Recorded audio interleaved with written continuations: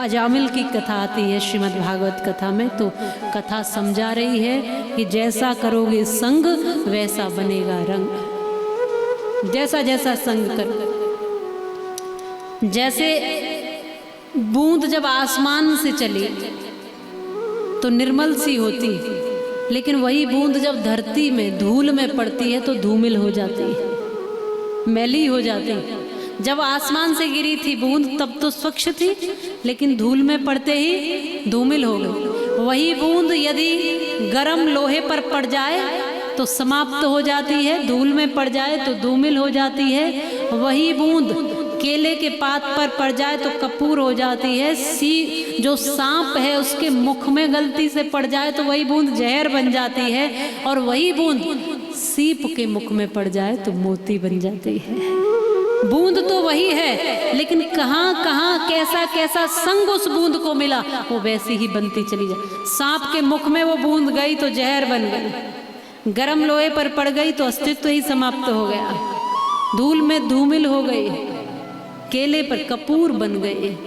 वही बूंद सीप के मुख में पड़ गई तो मोती बन गई। आप क्या बनोगे ये आपका संग निर्धारित करता है।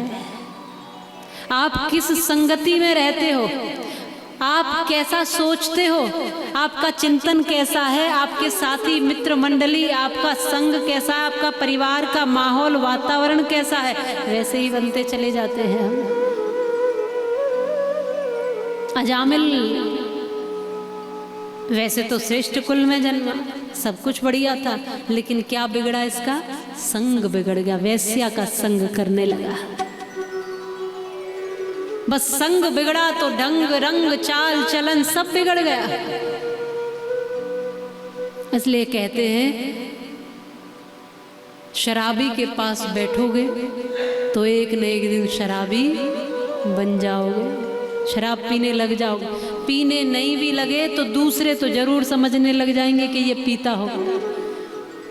शराबी के पास बैठ रहे हो इसीलिए, और संत के पास बैठोगे तो संत बने कि न बने पर भक्त तो जरूर बन ही जाओगे।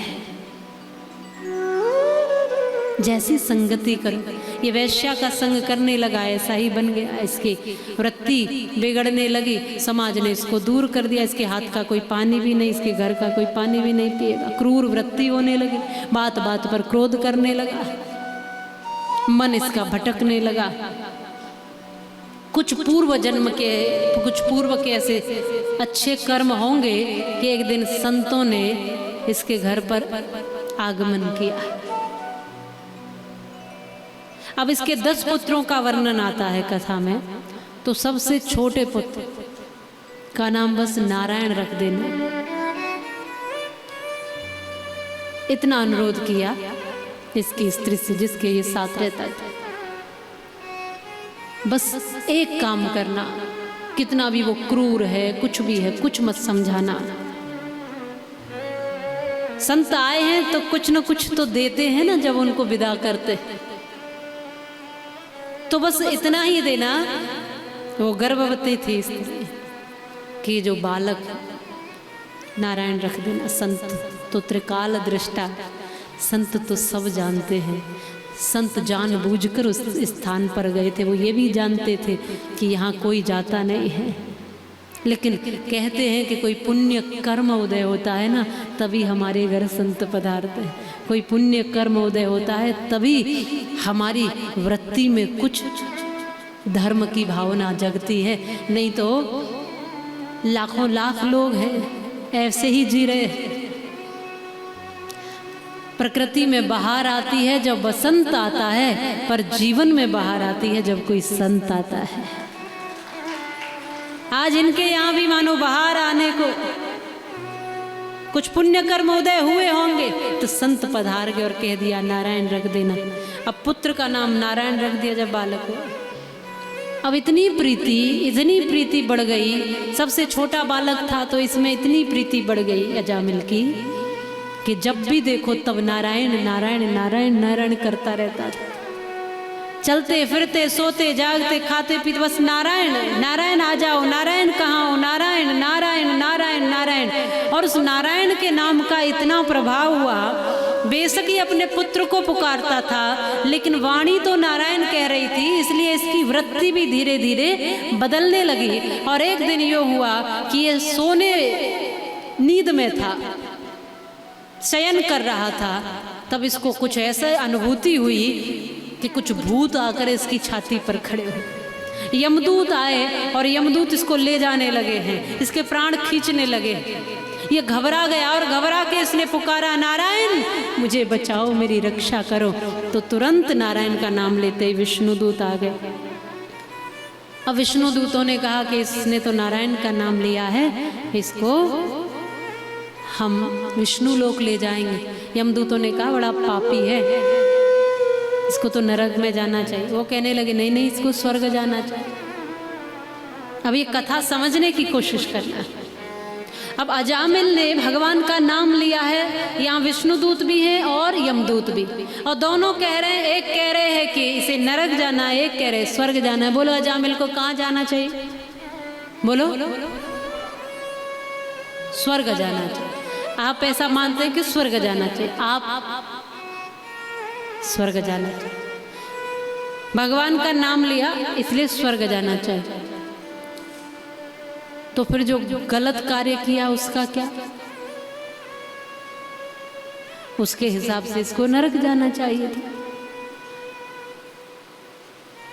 ये कथा बहुत चिंतन देती है, कुछ समझाना चाहती है, कुछ इशारा कर रही होती है।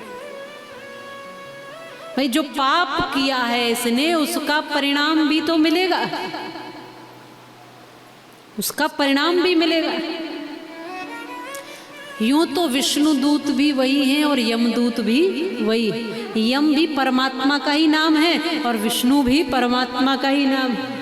मृत्यु भी उसी का नाम है, जीवन भी उसी का नाम, सब परमात्मा के ही नाम है। लेकिन हमें समझाने के लिए वो समय समय पर यह बताता है, जब जिसकी आवश्यकता पड़ती है तब तब हमें वैसी स्थिति में डाल देता है।